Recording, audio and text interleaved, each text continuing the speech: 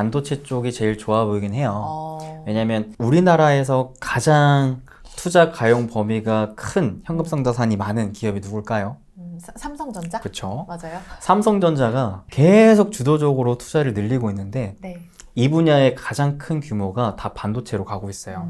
반도체는 확실히 내년 상반기까지 봐야 되는 가장 좀 좋은 투자처가 될 것 같다라고 생각이 들어요. 네. AI를 기반으로 한. 근데 미국에서 가장 시총 1위 기업이 누굴까요? 애플. 그렇죠. 맞죠. 애플도 특히나 내년에 주목하고 있는 분야가 있어요. 그 분야가 제가 봤을 때는 OLED라고 생각합니다. OLED요? 네. 이 분야 얘기하면은 사실 되게 안 좋아하시는 분들도 많아요. 근데 저는 개인적으로 이제부터는 한 7년 만에 찾아온 구조적 성장기를 기대할 수 있지 않을까? 의외라서 저는 더 기분 좋은 것 같아요. 사람들이 기대를 안 하고 있으면 초기에는 더 기회가 클 수 있거든요. 기본적으로 OLED가 처음에 네. 이 주가 상승률이 강했었을 때를 한번 돌아가 보면 2017년도 때 아이폰에서 OLED를 탑재하기 시작합니다. 아이폰에 OLED가 탑재되고 또 하나의 모델에서 2개, 3개, 여러 개로 막 이어가고 아이폰뿐만 아니라 다른 이제 스마트폰에서도 OLED가 탑재가 되면서 OLED가 그때 당시에 강한 상승을 보여줬거든요. 근데 이 구조적 성장이라는 단어를 좀 이해하실 필요가 있는데 네. 구조적 성장은 시대가 바뀜에 따라 기존에 없던 거에서 새로운 게 막 탄생하는 거예요. 그러니까 새로운 기회가 열리는 거죠. 근데 여기에서 중요한 개념이 뭐냐면 어려운 말로는 침투율. 기존에 없던 게 새로운 걸 먹어갈 거예요. 쉬운 말로 저는 땅 따먹기라고 표현을 할 겁니다. 2차 전지를 한번 생각을 해볼까요? 기존에 내연기관 차를 많이 탔었는데 이 기술적으로 친환경차가 전기차가 개발이 돼요. 여기에 시대적으로도 친환경에 대한 기조를 더 정부가 밀어주는 상황이 나오니까 네. 심지어는 내연기관차 이제 타지 마, 만들지 마 하니까 기존에 내연기관차 사던 사람들이 전기차 사야 되잖아요. 그러니까 없던 새로운 게 생겨나고 침투율이 점점 커지면서 이제 2차 전지가 급속도로 커진 거거든요. 네. 전기차 시장이. 자, OLED를 봤을 때 전체 디스플레이 시장은 크게 LCD랑 OLED로 볼 수 있습니다. 네. 여전히 LCD가 많이 잠식하고 있어요. 근데 디스플레이는 이 패널 크기, 쉽게 말해 디스플레이의 크기에 따라서 종류가 달라요. 작으면 중소형, 네. 크면 대형. 중소형 시장을 가장 많이 차지하고 있는 게 스마트폰. 네. 근데 이 스마트폰에서는 이미 OLED가 침투가 한 50% 이상 됐어요. 50%가 됐다는 게 뭐냐면 내가 먹어왔던 땅보다 앞으로 먹어갈 땅이 줄어드는 거예요. 더 이상의 성장 기대감이 없는 거죠. 처음에는 아무것도 없다가 먹어가니까 더더더더 많이 먹을 거야 이런 기대감으로 주가가 막 올라가는데 네. 이 특이점이 오면은 지금까지 성장했던 거가 좀 둔화되거나 아니면 앞으로도 먹어갈 것들이 없다라는 생각이 든다면 이때부터 좀 정체돼요. 주가가 쫙 말라붙습니다. 그 침투율 50%네요. 거의 한 30에서 50% 정도 부근에서부터 이미 나온다고 봐야 돼요. 근데 중요한 건 뭐냐면 이 중소형 시장에 그럼 스마트폰만 있느냐? PC 노트북도 있고요.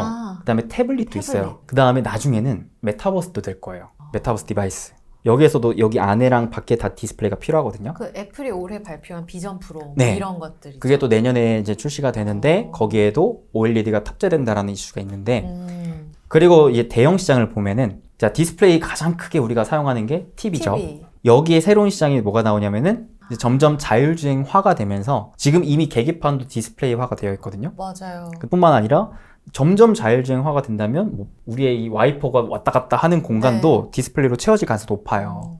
지금은 HUD의 조그만한 디스플레이 있죠. 이게 점점 확장되고 있는 국면이란 말이에요. LCD에 비교해서 OLED의 장점이 뭐냐면 화질이 선명하고 강도가 강하고 가벼워요. 그래서 더 OLED로 가려고 해요. 기업들이. 왜냐면 지금 스마트폰도 그렇고 막 여러 가지 다 뭘 하려고 하냐면 AI화 하려고 하고 있죠. AI화 하려면 거기에 필요한 AI 반도체 칩뿐만 아니라 다양한 부품들이 더 들어가야 돼요. 그러면 어떻게 돼요? 더 들어가면 들어갈수록 무게는 무거워지겠죠. 가뜩이나 우리 스마트폰 무거우면 안 쓰는데 노트북, 태블릿 다 마찬가지예요. 자동차도 전기차로 되면은 무게가 굉장히 민감합니다. 연비가 안 나와요. 이거 어쩔 수 없이 이 무게 줄이고 그 다음에 강도 늘리려고 OLED로 가는데 어떤 이슈가 있냐면 수명 이슈가 있어요. OLED는 금방 수명이 다래요. 왜냐면 자체 소재에서 발광해야 되기 때문에 발광을 하는 만큼 이 소재가 점점 수명이 꺼져서 버닌 현상이라고 들어보셨어요? TV 보면은 한번 막 뭐가 찌찌찌거려요. 네. 그게 이제 소재의 수명이 다한 거예요. 너무 치명적인 단점 아니에요? 네. 그러면 이제 디스플레이의 성능을 못 하는 거잖아요. 네. 이 수명이 스마트폰만 보더라도 거의 한 2년 내외 정도. 근데 우리는 스마트폰을 기존에 한 2, 3년 정도면 바꿨으니까 크게 문제가 안 되는데 문제는 태블릿, 노트북 점점 TV, 길어지죠. 당장. 그래서 이제 문제가 되죠. 그럼 어떡해요? 그래서 지금까지는 요거를 스마트폰 위주로만 했었는데 기술이 생긴 거예요. 수명을 늘릴. 네. 소재가 이게 수명이 닳아서 꺼지니까 네. 밑에 여분의 소재를 보조 배터리 느낌으로 네. 약간 긴급 사용 느낌으로 넣어 두면은 얘가 앞단에서 수명이 다해도 얘가 반짝반짝일 수 있는 거죠. 그로 인해서 지금 실제로 애플이 다가오는 내년에 아이패드에 OLED를 탑재한다라는 발표를 했어요. 그리고 삼성도 계속 기존에 LG 막 OLED 한다라고 했을 때, 네. 야, 저거 번인 현상 하면서 막 저격했었는데, 이젠 삼성도 OLED TV 한다라고 하거든요. 우리 보조 배터리 생겼어. 네. 충분히 이런 리스크 감내할 수 있을 만한 기술력이 생겼어. 비용에 대해서도 충분히 가격 경쟁력이 생겼어. 기술이 한 번 더 업그레이드가 됐군요. 그렇죠. 그러다 보니까 기존에 성장성이 막혀 있었던 OLED 시장이 네. 이제는 뚫리는 거죠. 그래서 이 특히나 디스플레이 시장의 가장 큰 고객사는 애플이란 말이에요. 아이폰뿐만 아니라 아이패드, 맥북, 더 나아가서는 비전 프로까지 될 수도 있고요. 그 다음에 TV 시장은 가장 큰 고객사 이제 삼성이란 말이에요. 그 다음에 뭐 자동차는 안 하던 애들이 하기 시작하잖아요, 다시. 여기에서 이제 기회를 엿보는 거죠. 가뜩이나 태블릿 시장은 OLED 침투율이 1%밖에 안 되는데 애플이 한다고 하면 충분히 다른 애들도 할 수 있거든요. 초기 아이폰이 그랬던 것처럼. 네. 항상 애플은 선두주자의 역할을 해요. 그리고 이제 TV 시장도 삼성이 많이 눈독 들이고 있고, 이 자동차 전장 OLED 시장은 이미 자율주행화와 함께 빠르게 커져가고 있어요. 부분 자율주행화와 전기차 시장과 함께 커져가고 네. 있고. 네. 그러니까 우리가 봐야 될 건 태블릿 시장과 더 나가서 이 노트북 시장, 더 나가서 메타버스 시장에 OLED가 침투할 수 있을 만한 가능성을 보는 거죠. 그렇기 때문에 저는 이제 구조적인 성장 기회를 다시 한번 기대할 수 있을 만한 타이밍이 되지 않았나라는 생각을 하는 거예요. OLED 이야기 재밌네요. 사실 저는 OLED주가 다시 좀 바닥권에서 최근에 이제 꿈틀꿈틀 이야기를 하잖아요. 주식시장에서도 낙폭과 되겠지. 뭐가 달라졌겠어. 그쵸. 이런 느낌이었는데 그렇죠. 완전히 이 신기술, 그러니까 기술 업그레이드로 다시 봐야 될 이유가 생겼 것 같아요. 근데 저는 궁금한 게 이제 기술 업그레이드가 됐다라는 이야기를 하셨는데 사실 자동차는 교체 주기가 더 길잖아요. 어느 정도 그럼 수명이 있으면 보조 배터리도 수명을 다하지 않을까? 이런 생각 들거든요. 이거는 한계점 없는 거예요? 그래서 사실 기술적인 진입 장벽이 더 높긴 해요. 전장 OLED는요? 네. 그래서 LCD보다 지금 기술 진입 장벽이 더 높은데 이거를 다행히도 중소형 쪽에서는 삼성 디스플레이, 대형 쪽에서는 LG 디스플레이가 너무나 잘해주고 있어요. 근데 여기에서 제가 개인적으로는 좀 더 좋게 보는 OLED 관련주가 있어요. 근데 패널 업체보다는 저는 소재를 보고 싶어요. 잘 한번 관련주들 주가 한번 보시면 최근에도 특히나 소재주들의 주가 흐름이 양호해요. 소재주 누구 보세요? 크게 두 개밖에 없어요. 삼성 디스플레이 향은 독산 네오룩스, LG 디스플레이 향은 P&H 테크. P&H 테크. 둘 다 최근에 52주 신고가 뚫으려고 하는 상황이에요. 소재 쪽의 기회가 이미 좀 눈에 띄게 나타나고 있군요. 왜냐면 그 기술적인 특이점으로 인해 이렇게 또 구조적인 성장을 이뤄낼 수 있을 발판이 된 거고, 네. 그로 인해 이 소재가 더 귀해지는 거고. 네. 근데 많은 분들이 디스플레이 이야기하면은 한 가지 우려감을 가지세요. 뭐 중국 업체들한테 따라잡히는 거 아니야? LCD 때 딱 따라잡혔었잖아요. OLED도 BOE라는 중국 업체가 많이 쫓아오고 있긴 해요. 저는 개인적으로 그에 대한 우려감은 크게 생각을 안 하고 있는 게, 왜요? 뭐 일단 기술적인 혁신뿐만 아니라 이 디바이스를 만드는 업체들이 대부분 우리나라 아니면 미국이란 말이에요. 네. 근데 전 세계적인 기조가 지금 탈중국을 하려고 하고 있단 말이에요. 네. 그러면 우리나라의 거에 비해서 중국 업체들 것이 기술적으로나 가격 경쟁력으로나 엄청나게 좋아지는 게 아니라면은 굳이 중국 거 쓸 필요가 있나? 탈중국 트렌드를 읽어야 된다. 그렇죠. 여기에 우리의 기회가 있다고 보시는 거네요. 저는 국내 업체들에게는 기회가 있지 않나라고 개인적으로는 기대를 하고 있어요. 전 세계 안에서의 우리의 경쟁력은 살아있을 거로 본다. 네. 그리고 중국이 지금 못하고 있는 게 AI 쪽 규제로 아직 많이 못하고 있거든요. 디바이스가 AI 혁신으로 인해서 기술 발달된다면 중국 업체들 거 굳이 안 쓰려고 하지 않을까 싶은 거죠. 이건 뭐 저의 개인적인 견해니까 참고해 주시면 될 것 같습니다. 여기에 혹시 기업 설비 투자에 있어서 추가로 더 보시는 섹터가 있으세요? 장기적으로 봤을 때는 로봇 AI 쪽 계속 좋게 보고 있긴 해요. 이쪽도 그러니까 빅테크들이 막 다 뛰어들어서 투자한다고 하고. 그렇죠. 기본적으로 인간을 대체하는 것 또한 새로운 구조적인 성장기를 맞이했다라고 보고 있어요. 부에서 또 유를 예. 창조할 수 있는. 점점 우리가 일할 것들이 많이 없어질 것 같아요. 저도 오늘 들은 말인데 네. 앞으로는 노동이 없어질 수 있다. 그럼 뭘로 대체가 될까요? 이 사람은 사람 더 없이. 이제 창의적인 생각을 해야 되겠죠. 그들을 활용해서 어떤 새로운 가치를 만들 것이느냐. 부가가치를 창출하기 위한 노력도 혹시 하고 계신가요, 대표님? 저는 개인적으로 사업 새내기로서는 어떻게 해서든 사업 모델에 AI를 접목시켜 볼까를 고민하고 있어요. 이미 영상 편집 쪽으로는 저희 편집자들이 AI 툴을 많이 쓰고 있습니다.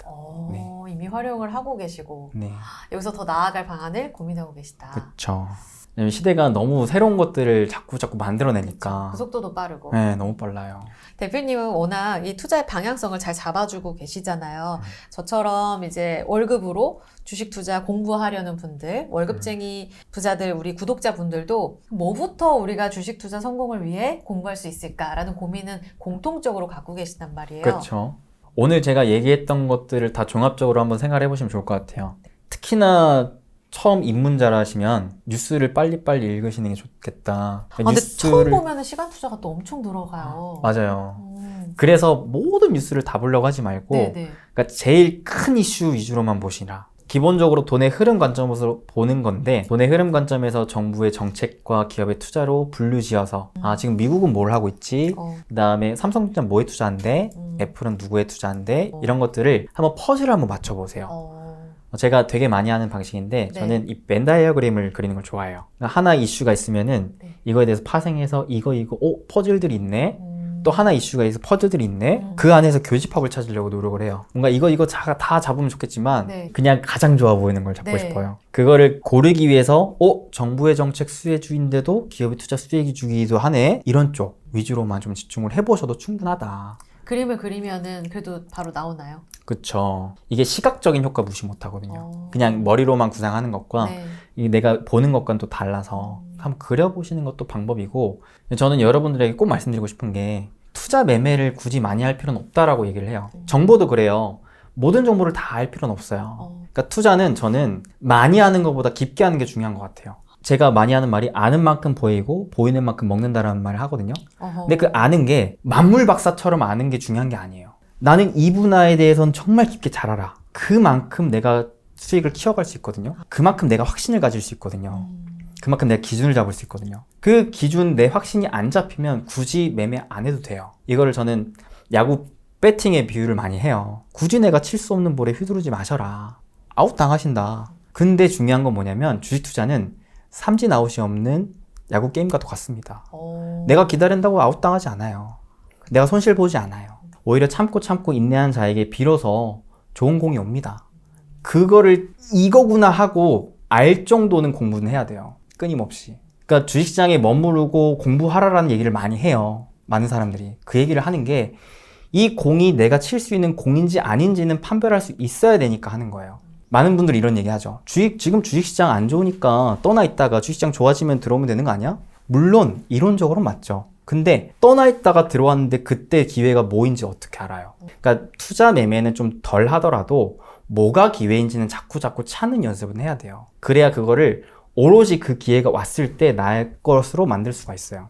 제가 체구가 작아요. 야구를 그 학창시절에 했는데 제가 막 홈런 타자는 못했어요. 제가 야구 배팅장에 가도 막 친구들은 뻥 막 쏘아 올리는데 저는 끽해봤자 그냥 깡! 이 정도. 그냥 깡! 근데 중요한 건 제가 잘했던 건 그래도 치면 나갔어요. 그래서 제가 1번 타자를 했어요. 왜냐면 타율이 높아서. 타율이 높을 수 있었던 이유는 저는 제가 못 칠 것 같은 공은 참았어요. 제가 칠 수 있는 공만 휘둘렀어요. 야구는 또 볼을 참으면 볼넷을 줘서 1, 2루를 나갈 수 있는 기회를 주니까 그런 걸로 전 많이 나갔죠. 그러니까 그렇게 기본적으로 저는 어렸을 때부터 참을성, 인내성은 좀 타고난 것 같아요. 저는 사실 매매를 여전히 아직 많이 안 해요. 매일마다 주식 공부하고 리포트 보고 경제뉴스 보고 하지만 그냥 걸러요. 이런 게 있구나. 100% 마음에 안 드는데? 패스. 실제로 슈퍼게이미 분들 만나봐도 어떤 분은 1년에 한 번 할까 말까 하세요. 그러니까 비로소 큰 기회일 때만 하는 거예요. 그분만의 확실한 샷을 날리는 거죠.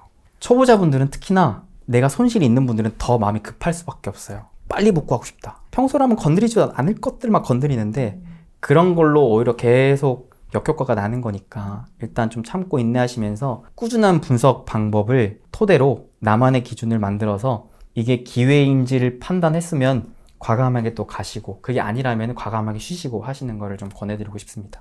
말씀하신 대로 자기 확신의 비결이 뭘까 했는데 그것은 공부였고 인내였고 무엇보다 이제 메타인지가 굉장히 높으신 것 같아요. 자기 본인을 너무 잘 알고 계시는데 이것 역시 공부에서 온 객관화가 아닐까라는 생각을 해봅니다. 아는 만큼 보이고 보이는 만큼 기회를 잡는다. 꼭 기억하시길 바랍니다.